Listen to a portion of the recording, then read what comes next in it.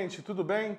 Estamos começando a nova edição do programa Brasil Consciência, uma realização do Sindicato dos Servidores Públicos Federais na área de Ciência e Tecnologia do setor aeroespacial. No programa de hoje, uma viagem diferente. Dessa vez, nós vamos visitar um instituto de pesquisa privado, ligado à Universidade do Vale do Paraíba, que fica em São José dos Campos. Mas antes, um informe que nós fazemos questão de dar aqui. A senadora Daniela Ribeiro, do PP da Paraíba, a primeira senadora eleita pela Paraíba, assumiu a presidência da Comissão de Ciência e Tecnologia do Senado. Ela foi eleita por aclamação para um mandato de 2 anos. Bom, vamos desejar a ela, então, toda a sorte nesse momento em que a ciência brasileira tanto precisa. Falando do nosso assunto de hoje, o IPD da Univap, para nos explicar como é que o IPD funciona, temos aqui o professor e físico Leandro Raniero, que é diretor do Instituto. Obrigado, Leandro, por você ter comparecido, ter aceitado o nosso convite. E nós vamos agora ver um vídeo para que a gente possa entender um pouco mais do que é que eu estou falando nesse programa. Veja. A Univap mantém um dos mais importantes institutos de pesquisa do Brasil. Alunos orientados por professores e doutores desenvolvem projetos que influenciam a vida de milhares de pessoas, como o uso do laser no diagnóstico e tratamento de câncer. Em seus 39 laboratórios, o Instituto oferece assessoria técnica científica a órgãos públicos e empresas e presta serviços à comunidade. Univap, conheça nossa universidade. Muito bem, esta é uma amostra do que seria o IPD. Nós vamos conversar com quem cuida do IPD agora para tentar entender melhor. Bom, Leandro, você estava explicando para a gente aqui fora do ar, diferentemente do que acontece em algumas universidades, algumas faculdades que têm o seu centro acadêmico lá de graduação, por exemplo, a sua área física, e dentro da física tem lá um setor de pós-graduação com alguma pesquisa. Vocês na universidade decidiram, na Universidade do Vale do Paraíba, decidiram criar um centro de pesquisa, por quê? Bom, primeiramente eu gostaria de agradecer a oportunidade de falar sobre a Universidade do Vale do Paraíba e sobre o Instituto de Pesquisa e Desenvolvimento. Bom, a ideia é maximizar o uso de equipamentos, né? Então você tem toda a pós-graduação, tanto da física quanto da engenharia biomédica, planejamento urbano e processamento de materiais no mesmo prédio. Isso é muito conveniente porque você consegue tanto maximizar os usos de equipamentos, como também ter uma discussão com os professores a respeito de um dado científico, todo mundo está no mesmo local, e isso facilita muito. Acho que essa é a principal razão de ter unificado tudo em um prédio. Agora, para que a Univap seja considerada uma universidade, vocês precisam ter um número mínimo ali de pesquisadores, de pesquisas? Todas as universidades, para ser universidade, é necessário pelo menos 2 programas de doutorado e 4 de mestrado. Isso é o que preconiza o MEC. Certo. E neste prédio especificamente do IPD, vocês têm 3 programas? Nós temos 3 programas, mestrado e doutorado, que é o programa de Física e Astronomia, o da Engenharia Biomédica e o do Planejamento Urbano e Regional. Esses 3 programas têm mestrado e doutorado. E também temos um profissional, que é processamento de materiais. E quantos alunos vocês reúnem hoje, aproximadamente, nesses 3 programas, nesses 4 programas, inclusive? Falando assim um pouquinho, nós temos 80 bolsas atualmente. Então, a cada processo seletivo, é possível, entre os programas, você ter um número de bolsas em cada uma das chamadas editais. Eu acredito que hoje nós estamos, ao total, por volta de uns 200 alunos. 200 alunos. Muito legal. Aproximadamente. Aproximadamente. Vamos conhecer agora, então, um dos laboratórios do pessoal de engenharia biomédica que faz pesquisa de ponta e ajuda a encontrar ou a buscar a cura para doenças bastante importantes. Veja.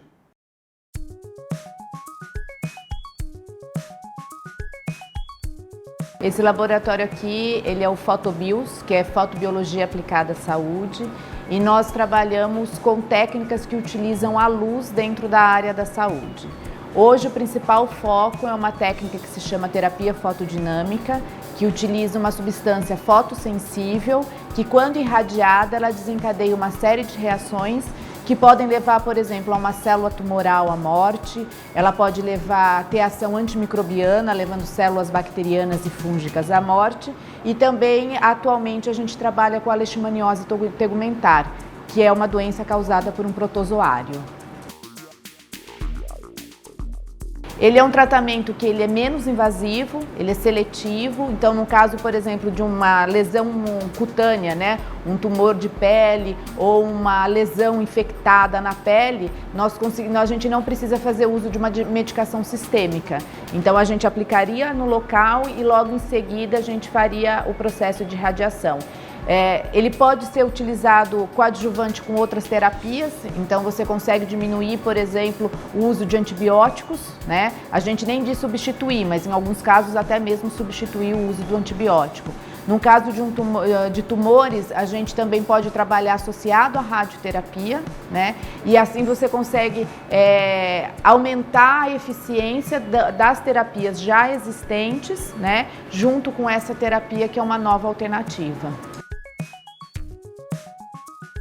Ela é uma técnica que já é usada clinicamente, por exemplo, para desinfecção de ferida, tratamento de garganta, tumores de pele cutâneo superficiais, como tumores basocelulares. Então, clinicamente, alguns locais no Brasil já utilizam essa técnica.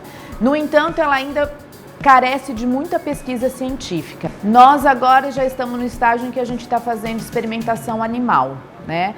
Os próximos passos que ainda a gente pretende iniciar esse semestre já é a aplicação clínica junto à Faculdade de Ciências da Saúde.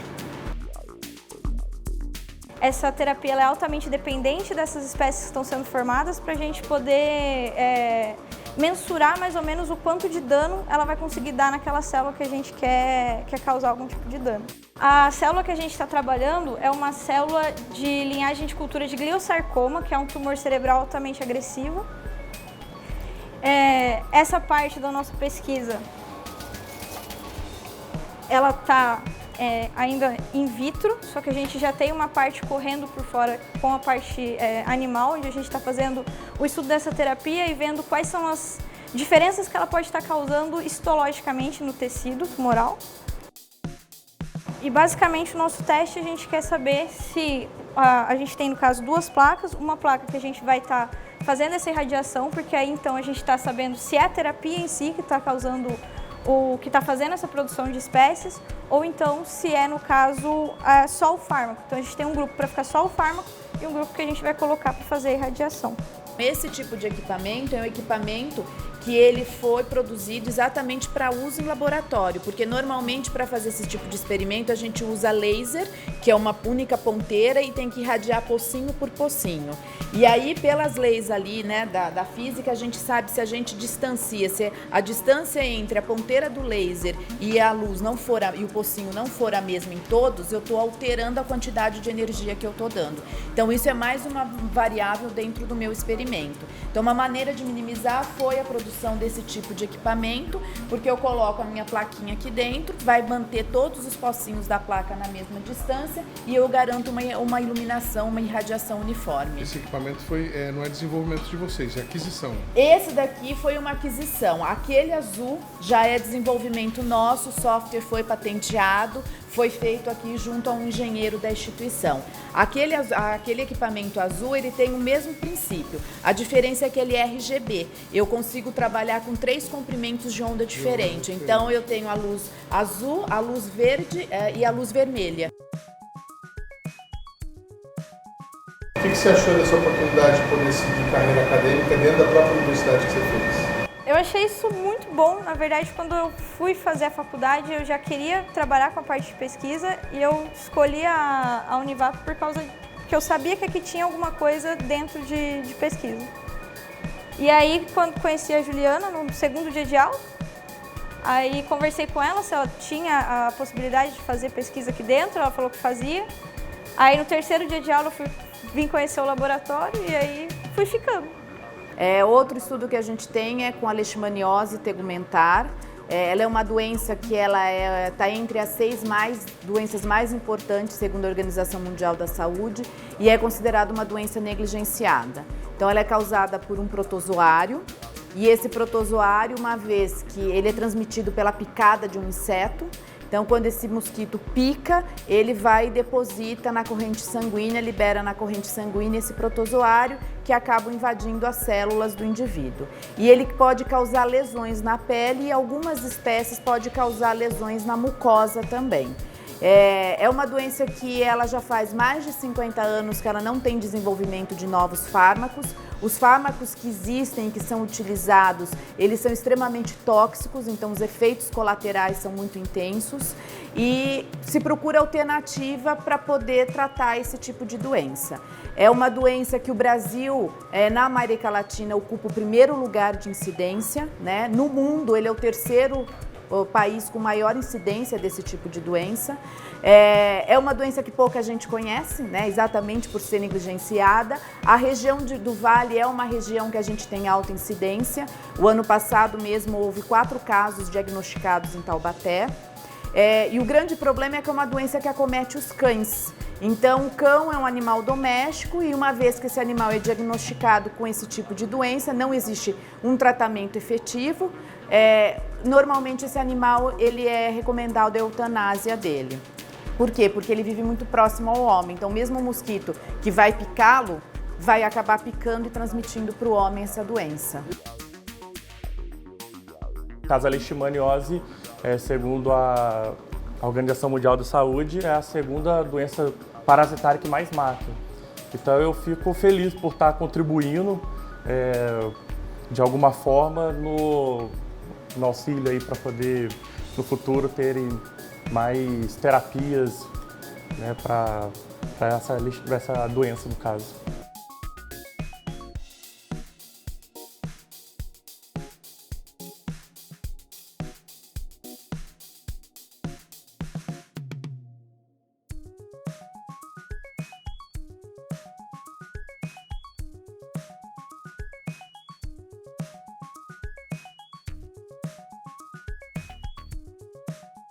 Muito bem, laboratório de fotobios, pesquisa na área de engenharia biomédica que usa luz para tentar encontrar a cura. Inclusive ali tivemos a oportunidade de conhecer o tratamento sobre a leishmaniose. Leandro, esse departamento de engenharia biomédica, vocês têm outros laboratórios pesquisando, fazendo outras pesquisas? Sim, uma coisa que é importante comentar eu vi a Letícia ela é aluna da biomedicina, era aluna da biomedicina, e desde o primeiro ano ela se engajou dentro de um laboratório. Então, acho que isso é uma riqueza muito grande do aluno da graduação poder vivenciar tudo isso e depois ir para um doutorado. E às vezes eles vão para um doutorado direto sem a necessidade do mestrado. Sim, temos outros laboratórios. Temos laboratórios com uso de nanotecnologia para novos fármacos, tanto medicamentos e antibióticos, né, como também para diagnóstico de doença. Temos outras áreas também, no caso de cimentos para reparo ósseo, também com essa ajuda, associação da nanotecnologia, para você poder criar reparos mais efetivos, né, devolver a qualidade de vida das pessoas com menos tempo. Também temos umas outras áreas, que é a área de reabilitação, e aí essa área é bem clínica, então ela está localizada não no instituto, mas está dentro da Faculdade de Ciências da Saúde, porque já é um atendimento ao público. Ah, interessante. Presta esse serviço social também. Também, ele faz parte dessa pesquisa, então tem o engenheiro que criou aquele equipamento, é o professor Alessandro. O professor Alessandro também tem, assim, uma interface com o desenvolvimento da mão biônica para deficientes e outros equipamentos para melhorar a saúde das pessoas. Então, vamos para que o nosso telespectador possa entender. O senhor está falando daquele equipamento que a gente mostrou ali no vídeo? Isso, o equipamento azul. Uma inovação que saiu ali da própria universidade, um equipamento para fazer a pesquisa dentro do laboratório. E esse professor também desenvolve próteses. Um professor, ele tem várias linhas de pesquisa no seu laboratório, né? Uma dessas foi a criação desse novo equipamento, baseado nesse conhecimento, nesse know-how da professora Juliana, Então, junta-se as duas coisas e cria um novo equipamento, como também as próprias linhas de pesquisa dele, que é já direcionado, por exemplo, para prótese e assim por diante. E essas próteses, a Univap, por conta da pesquisa, ela fornece ao público que busca tratamento lá. O público acaba sendo tratado e ajuda a desenvolver a prótese. Na verdade, você tem a parte de reabilitação, que sim, esses pacientes fazem parte da pesquisa e com isso tem um ganho. E também tem essas próteses, algumas delas não são comerciais, estão em testes ainda. Então, ela é fornecida? Não, ainda não, mas talvez no futuro ela possa ser fornecida. Né? Então, e qual que é? Sempre essas pesquisas buscam um baixo custo, para que você consiga atingir o maior número de pessoas possíveis.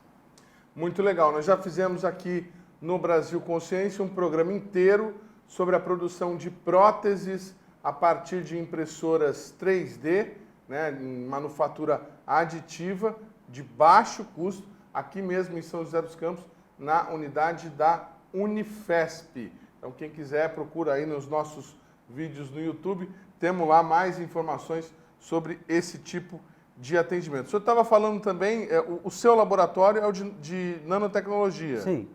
E que vocês estão desenvolvendo novos medicamentos, novos biomarcadores. Tem alguma pesquisa mais recente, mais quente lá para o senhor dizer para a gente, não? Temos sim. Temos uma linha de pesquisa que é para tratamento de câncer, onde nós temos nanopartículas de ouro, né? São partículas muito pequenas, e nós damos função à superfície. Então, é uma química fina, onde nós modificamos proteínas para elas se ligar nessa superfície e então identificar um certo tumor que nós temos interesse, e a parte dessa nanopartícula é recoberta com um medicamento para tratamento.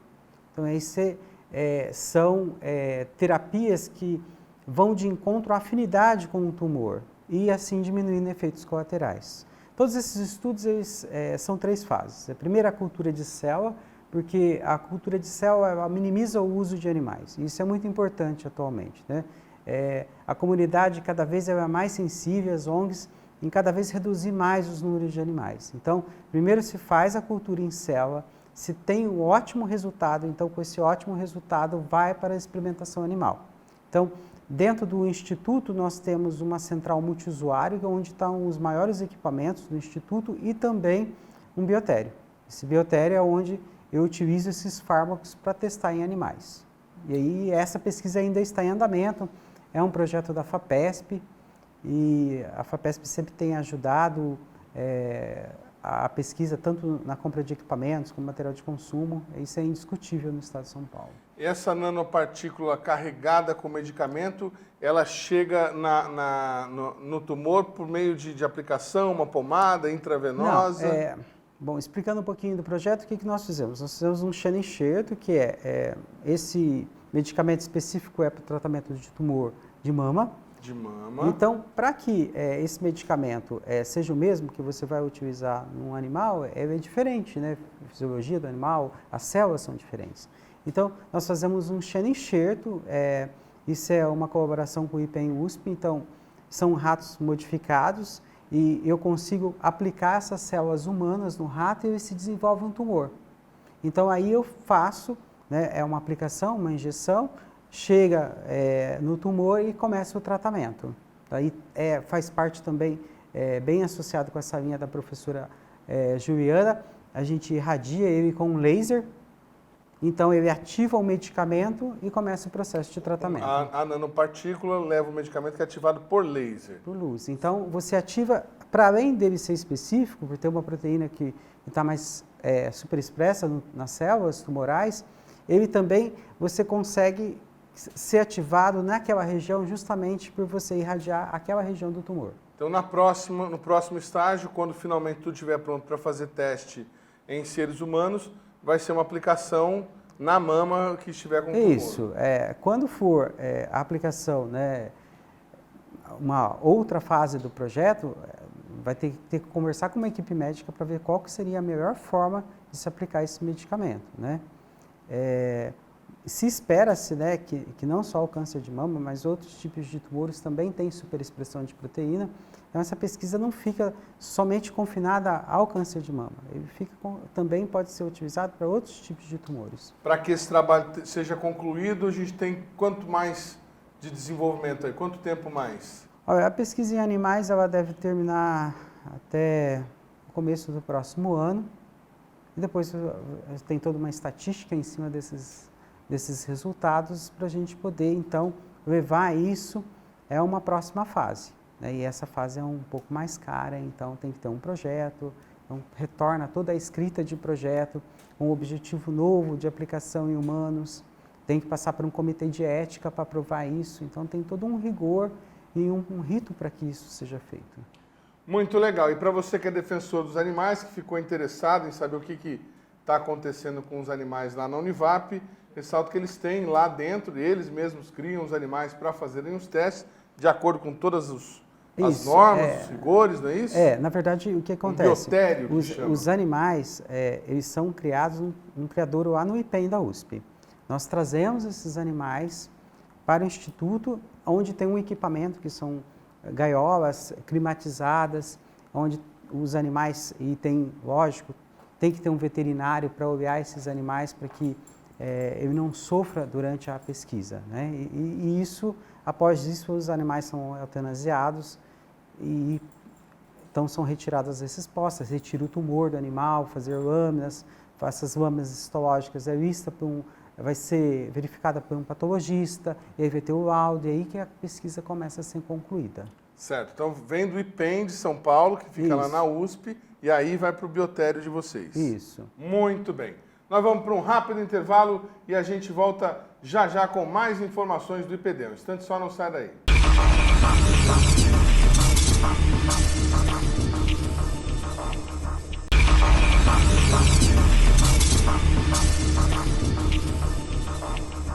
Segundo bloco, o programa Brasil Consciência de Volta, falando hoje sobre o IPD, Instituto de Pesquisa e Desenvolvimento da Univap, primeiro instituto de pesquisa particular, totalmente privado, que o Brasil Consciência visita. Nós falamos no bloco anterior sobre a área de engenharia biomédica e agora nós vamos visitar um outro campo de pesquisa do Instituto. Nós vamos conhecer a parte de astronomia, astrofísica, conforme você vê no nosso VT. Acompanhe. Nosso curso é bastante novo, tem 11 anos, digamos assim, né? Em relação à USP, por exemplo, que são cursos que têm 30, 40 anos. Tem essas três áreas aí, né? Que é a física da matéria condensada, a física espacial e a astronomia, da qual eu faço parte. Essa história já remete a uns 20 anos atrás, né? Que veio um pesquisador do INPE para cá, que foi quem começou o grupo, né, que foi o Paulo Fagundes. A pós-graduação tem basicamente 30 alunos de doutorado e uns 8 de mestrado, né, e 15 docentes. Forma aí, em média, 3 doutores ou 4 por ano e uns 2 mestres, né, que tem menos alunos de mestrado, né, que é uma média bastante alta, né. Desses 30, todos têm bolsa. Acredito que uns 4 têm bolsa FAPESP e o resto do CAPES. Tem gente boa de todo o Brasil, mas 60% são daqui, felizmente, né? A gente recebe bastante aluno da engenharia aqui, né? Embora não tenha curso de física aqui, né? Esses alunos da engenharia, eles acabam, alguns deles, fazendo o mestrado, a tese aqui, tudo, né? Nossos alunos, eles têm tido sucesso quando eles saem daqui. Teve um aluno nosso que foi para o Havaí e ficou 4, 5 anos fazendo pós-doc lá. Ofereceram um emprego para ele, lá no fim ele decidiu voltar para cá, né? Porque tinha família, enfim. Mas a gente tem tido sucesso, na verdade, com a maioria dos alunos, né? Eu entendo que o sucesso seria formar cientistas, né? Que sigam publicando, enfim.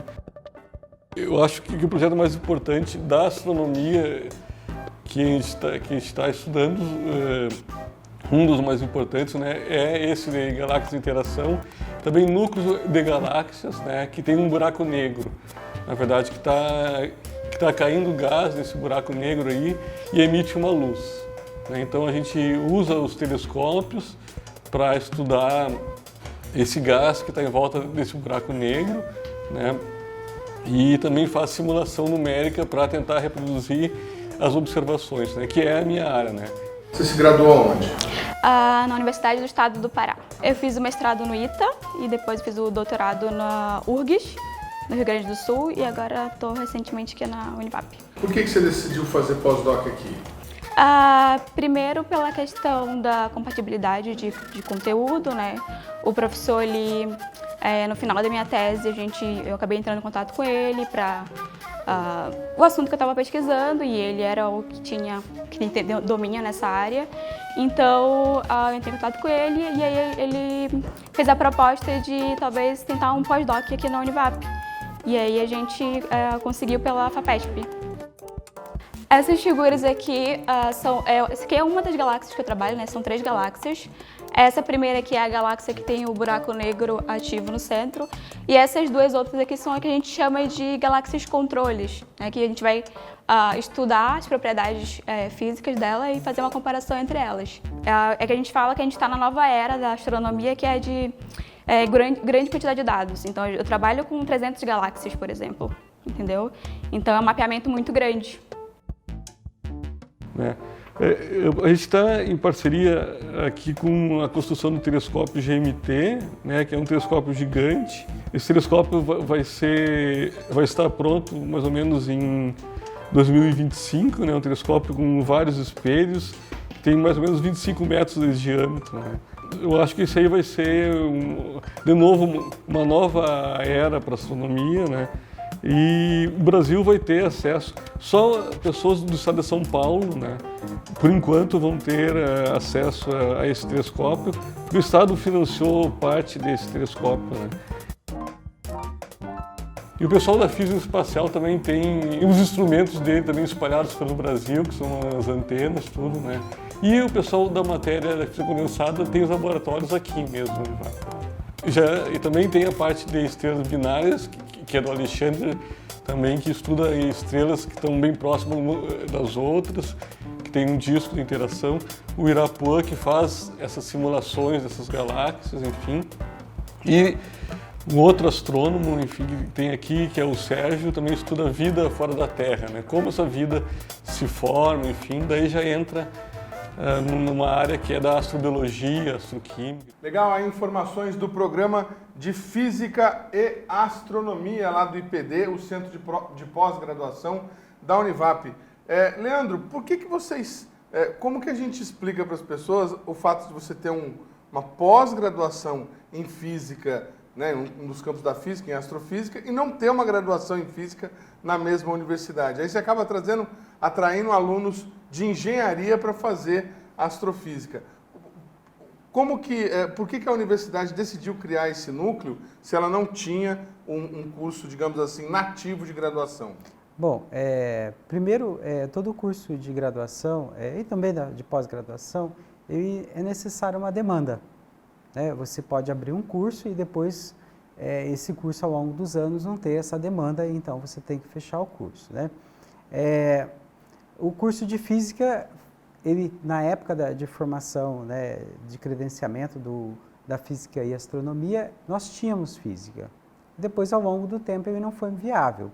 A universidade, embora ela seja comunitária, ou seja, né, todos os recursos que ela ganha são utilizados na própria universidade, na prosperidade da universidade, ela é particular, né? Ela necessita de uma mensalidade para conseguir fazer o pagamento da folha de pagamento e assim por diante.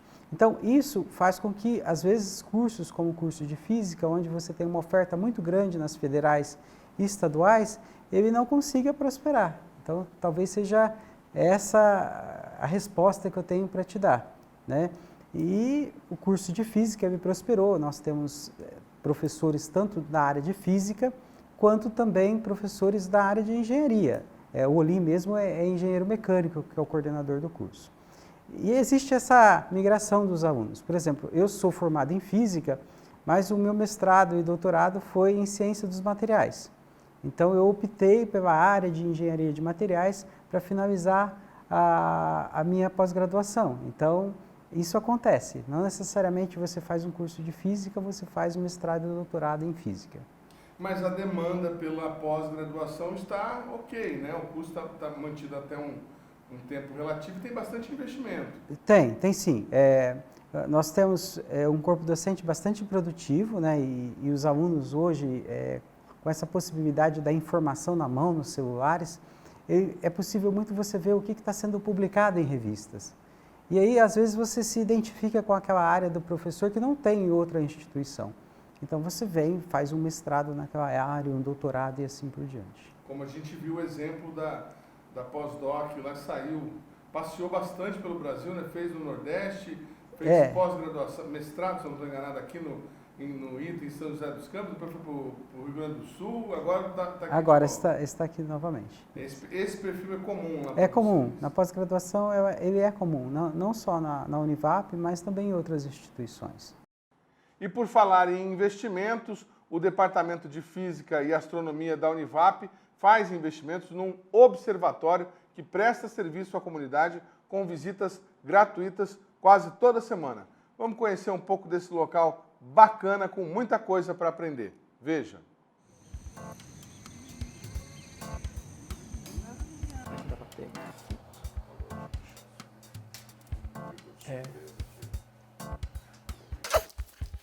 Então aqui a gente tem esse andar inferior aqui, né? Que tem um lugar onde as pessoas que vêm no observatório ficam aqui no início da visita, né? Aqui desse lado de cá a gente tem um espaço onde tem alguns experimentos que a gente mostra, né? A gente tem um auditório aqui que é onde a gente dá as palestras para o público que vem, né? Normalmente vem escolas, né? E depois tem uma parte interna ali que a gente tem uma oficina e tudo mais, onde ficam os equipamentos. Aqui tem alguns telescópios que ficam aqui embaixo expostos, tá? Tipo aqueles telescópios, o grande que está ali e esse pequenininho. Quando o público que vem é grande, né? A gente coloca esses telescópios lá fora à noite e usa para mostrar o céu também, além do telescópio que está lá em cima na cúpula, que vocês vão conhecer daqui a pouquinho. Então aquilo ali é um equipamento que a gente desenvolveu aqui, né? E que mostra, é um equipamento que a gente chama de realidade aumentada, né? E ele é um equipamento que serve para mostrar relevo de lugares, assim, tá? Então, ele funciona, bom, tem todo um equipamento ligado nele aqui e essa caixa que é uma caixa com areia aqui dentro, tá? Se a gente, aqui em cima dessa areia, são projetadas como se fossem as curvas de nível de altitude dessa areia. Então, se eu vier aqui modificar a geografia aqui dessa caixa, o equipamento refaz as curvas de nível, né? E recalcula toda a altitude, aí, o mapa de altitude do terreno. Assim. E aí eu vou fazer chover aqui dentro, né?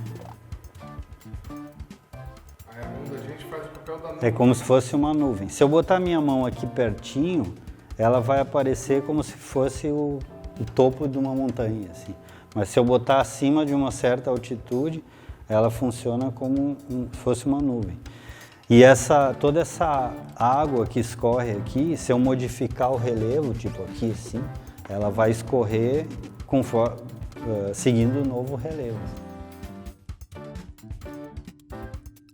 Então, esse aqui é o telescópio, é o equipamento, vamos dizer, mais importante aqui do observatório, né? Ele é um telescópio de tamanho, ele é igual ao que a gente viu lá embaixo, está num tripé. Esse aqui é um telescópio fixo, tá? Ele é fixo nesse pilar aqui. Esse pilar aqui, ele é uma estrutura que é totalmente isolada da estrutura do prédio, né? Se olhar aqui, ele é furado aqui, ele não encosta em nada do prédio. ele vai até o chão e tem a sua fundação própria lá e tal, para ele não ter contato com as vibrações da gente caminhando aqui e tal. Tá?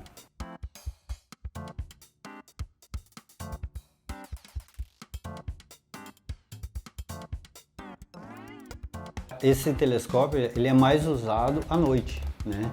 A gente aqui, os dias de abertura do observatório para o público é quartas-feiras, a partir das 19 horas, então a ideia é ver o céu noturno aqui. Mas a gente de vez em quando faz tem aberto aí mais para escolas e tal, de dia. E aí a gente pode usar esse telescópio de dia para observar o Sol, né? Usando filtros e tal. Público avulso pode vir e chegar toda quarta-feira, não tem que agendar nem nada. A menos que a pessoa venha com um grupo grande, assim, um grupo grande quer dizer, se vem eu, meu filho, minha esposa, não, pode vir, não tem que agendar nada.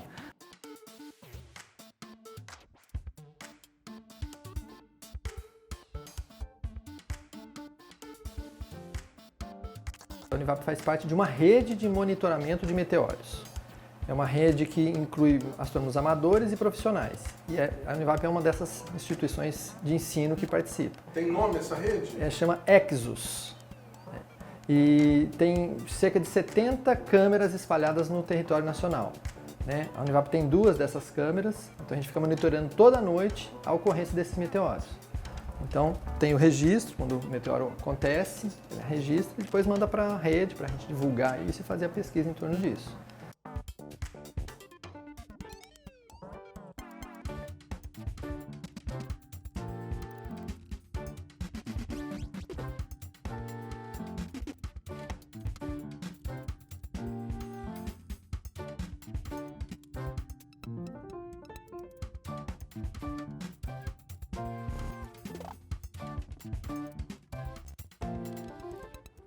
Muito legal, aí o observatório, as visitas acontecem toda semana, depois que se abre a temporada de visitas, tem lá um intervalo entre um período e outro, mais ou menos ligados com relação às férias da própria universidade. Leandro, a gente estava falando um pouco antes de passar esse vídeo sobre a questão das demandas, né? A demanda de estudantes para o departamento de astrofísica e o fato da própria graduação de física não existe mais. Essa demanda ela está relacionada com a concessão de bolsas, porque para o físico, né, é difícil o físico se formar e começar a trabalhar. Ela está relacionada à concessão de bolsas.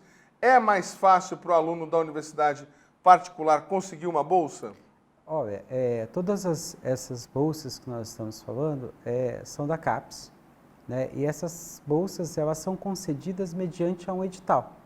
Então, a pós-graduação faz um edital, depois divulga esse edital, tem um período de inscrição, depois recolhe todas as documentações, então vê como os alunos, se eles publicaram alguma coisa, trabalhos em conferências, uma prova escrita pode ser utilizada, então soma tudo isso e dá uma nota para os alunos. Então, tem um ranking de mérito e mediante essa meritocracia, você tem os primeiros colocados que recebem essas bolsas. Às vezes, o que acontece é que a mantenedora da Univap, né, a Fundação Vale Paraibano de Ensino, em alguns anos ela também concede algumas bolsas. Essas bolsas são umas bolsas para que o aluno não pague a mensalidade, em casos específicos, não é? E também algumas bolsas de desconto. Então, é possível algumas parcerias, né, também com empresas que possam se interessar para aquela linha de pesquisa também e fomentar essa bolsa para o aluno. Muito legal. Nós vamos para um rápido intervalo e já já a gente volta com informações sobre a área de pesquisa em planejamento urbano. É um instante só, não sai daí.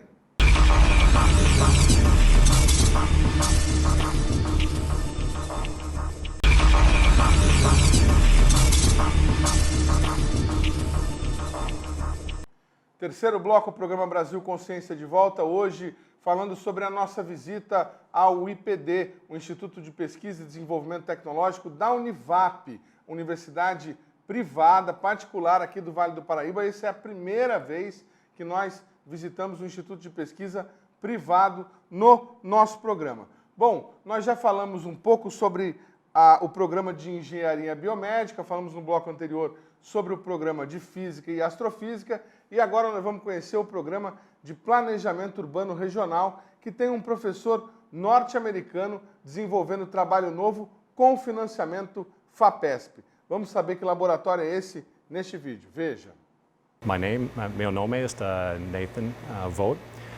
Sou doutorado em Ciências Ambientais. Estudava na Indiana Universidade e estou casado com minha esposa e também uma professora aqui no PLUR, Planejamento Urbano Regional. E eu já passo fazendo pesquisa desde 2004 aqui no Delta de Amazônia. Eu fiz estudos mais de paisagens socioecológicas, as populações locais, né, e de interações deles com paisagens, as mudanças. E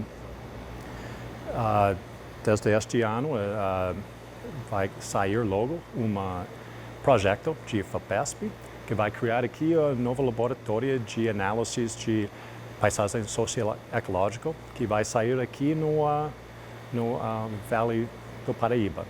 Abordagens de paisagem socioecológica, nós vamos tentar restaurar a resiliência e a capacidade por paisagens para dar mais funções de pessoas locais que produzir, gado, fazendeiros, segunda moradias, coisas assim, mas também funciona para a regulação de recursos hídricos. Aumenta de estes eventos extremos que está acontecendo, mesmo secas ou mesmo altas chuvas, nós queremos abordagens mais baseadas na natureza e ecossistemas para, no máximo do que possível, restaurar essas capacidades de paisagens para limitar enchentes ou secas depois desses eventos. Mas também essas abordagens são para baixo para cima. Se nós vai aqui no PLUR, no nosso papel, não é só de fornecimento de conhecimento científico, mas capturando a voz de conhecimento local do povo para ajudar no fluxo de informação entre comitês técnicos de planejamento, entre prefeituras, né, fazendo zoneamento de uso e ocupação dos solos. Então, essas novidades como novas tecnologias e bem interdisciplinar. Aqui nessa nossa região a gente tem uma característica peculiar, mas que também ocorre em outras regiões do país, ao mesmo tempo em que nós temos bastante agricultura de subsistência, alguma coisa, aqui já foi uma grande bacia leiteira, hoje a gente tem uma predominância de monocultura de eucalipto. Isso de alguma forma no estudo de vocês entra previsões de onde poderia plantar, de como poderia aproveitar melhor essa terra, onde deveria ser restrito? Sim, tudo isso deveria entrar, por exemplo, de ideia, no diferentes microbacias, por exemplo, estas paisagens, instalar, pode ser estudos social da história daquela paisagem e acompanhar deles também com imagens históricas de sentimento remoto. E fez também as análises das mudanças dos níveis dos rios, por exemplo, com as chuvas. Se aquela paisagem realmente consegue para ter um buffer, so to speak, desses eventos extremos. E talvez tenha outras configurações que pode ainda melhorar esta capacidade para a paisagem. Talvez do eucaliptus não fazer aquela região bem ao lado do rio, né, para implementar floresta bruta ou outro uso mais adequado. Mas sim, aonde pode colocar e como é uma pergunta. A ideia é paisagens multifuncional na pesquisa para entender que voltar para isso que gera renda, mas também a maneira mais sustentável e justa. Legal, muito obrigado aí ao professor Nathan pela paciência para nos atender. Falar português para quem não é nativo não é uma das tarefas mais fáceis, mas ele conseguiu lá dar o seu recado e falar sobre o novo projeto de planejamento urbano regional com financiamento da FAPESP, que está gerando um novo laboratório lá no PLUR. Programa de Planejamento Urbano Regional. Esse programa dos 3, ele está recebendo um grande número de interessados ultimamente. Por que se deve isso, professor Leandro? O planejamento urbano ele completou 20 anos, né, no mestrado dele, e o doutorado um pouquinho mais recente, de 2014. Esse curso ele tem 3 linhas para se entender um pouquinho melhor.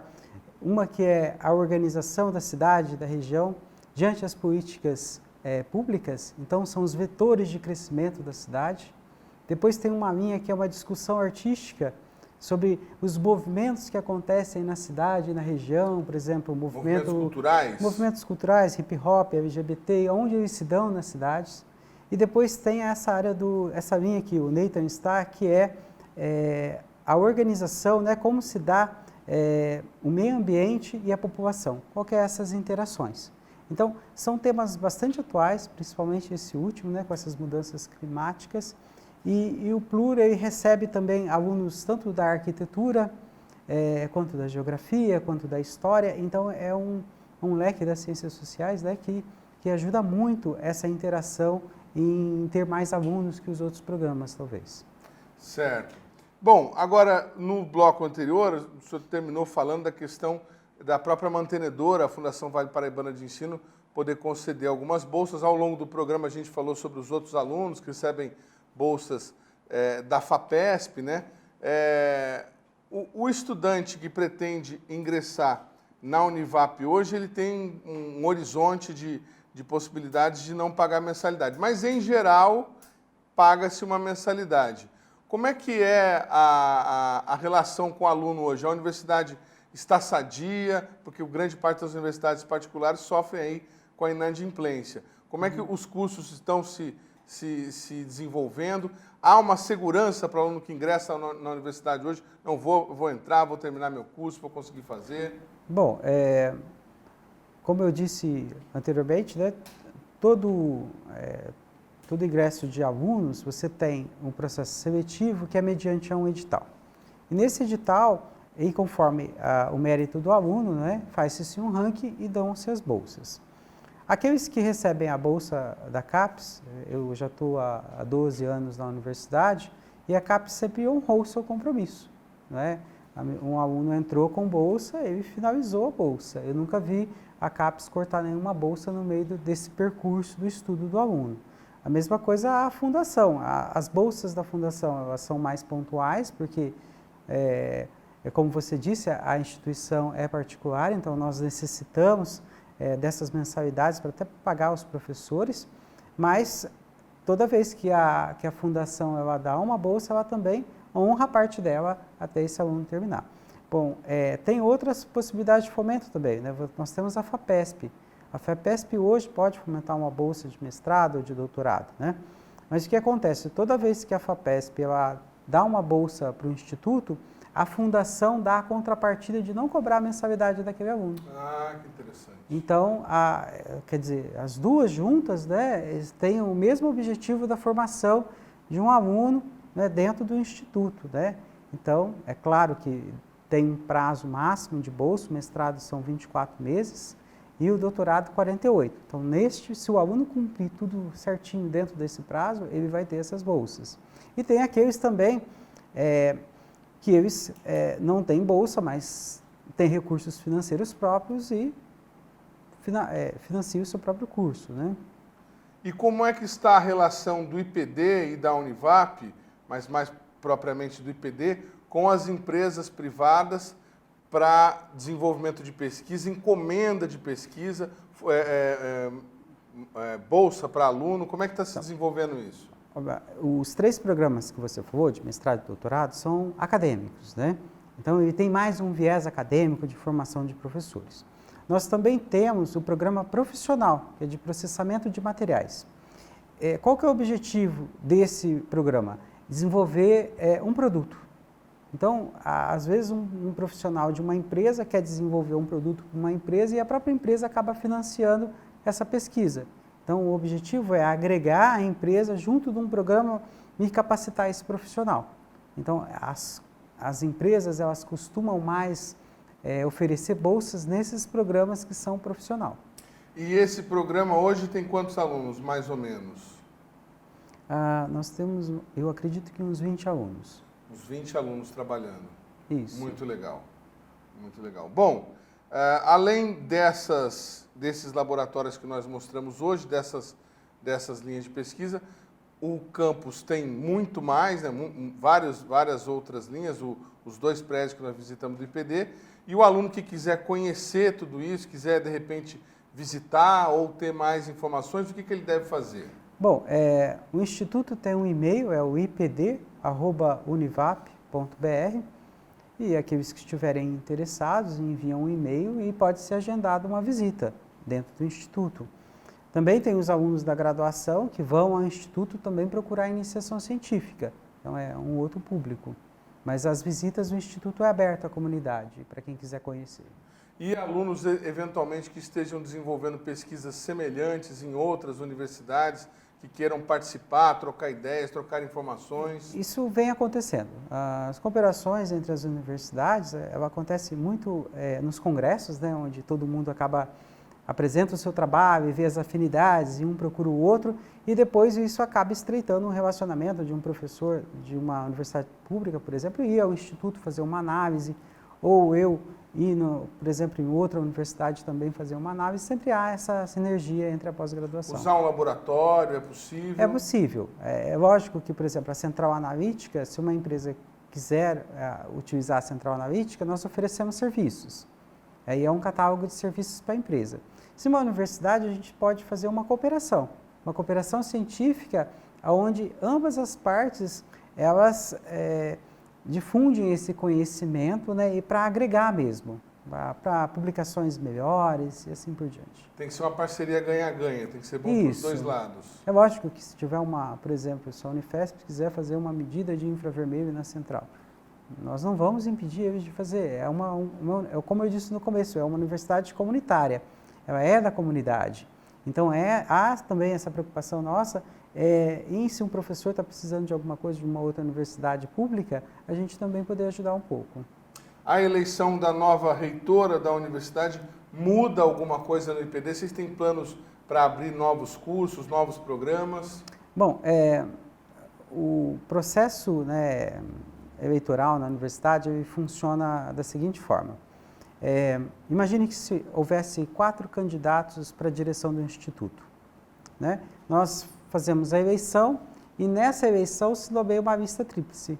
Então, o Instituto tem a habilidade, digamos, de tirar um dos candidatos e sobe a lista tríplice para o reitor, ele que vai escolher qual diretor ele vai querer trabalhar. A mesma coisa acontece com o cargo de reitor, né, da reitoria, digamos assim, né? Houve 2 candidatos, essa lista subiu para a fundação e o conselho máximo da fundação, que é formado por 20 membros da própria Univap, colégios, assim por diante, e 10 membros da comunidade, eles elegeram o professor Milton Beltrame como reitor. Então, ele vai assumir agora no próximo mês e nós estamos esperançosos e ansiosos para ver quais serão as medidas para melhorias da universidade. Ainda não há planos de abertura de nenhum curso lá no IPD? Não foi discutido isso. O que eu posso te dizer é que na gestão passada nós fizemos pleiteamos junto à CAPES colocar um curso de saúde global. Então, nós enviamos toda a documentação e estamos esperando que seja aprovado um mestrado e doutorado nessa área de saúde. Então, se isso vier a acontecer, nós vamos ter mais uma pós-graduação, mestrado e doutorado nessa linha. Muito legal. Este foi o programa Brasil Consciência de hoje. Você que gosta de acompanhar todo o nosso conteúdo pela internet deve continuar acessando a nossa página no YouTube, que está aí para você na tela neste momento. Você que quiser conhecer o conteúdo produzido pela rádio do SINDCT, os programas de entretenimento, de música, de entrevistas, deve acessar, como está aí para você na tela nesse momento, a nossa página no Facebook. Está aí para você a Rádio CT no Facebook, onde você vai ter a oportunidade de conhecer lá o programa do Paulinho, do Mauricio Damasceno, entre outros programas. Nós ficamos por aqui, mas você também pode continuar mandando sugestões de pauta. Nosso e-mail está aí na tela para você. Se você tem uma pesquisa interessante, se você descobriu alguma coisa, ou se você é um entusiasta da ciência e gostaria de ver algum tema abordado aqui pelo nosso programa, mande a sua sugestão, converse conosco, faça as suas críticas, que nós estamos aqui para lhe ouvir. Obrigado pelo carinho da sua audiência, pela sua companhia e até semana que vem. Tchau!